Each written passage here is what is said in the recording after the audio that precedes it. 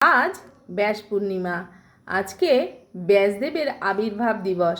তাই আজকের দিনকে গুরু পূর্ণিমাও বলা হয়, কারণ তিনি আমাদের সকলের যত গুরু রয়েছে সেই গুরুর আবির্ভাবই হচ্ছে ব্যাসদেবের থেকে।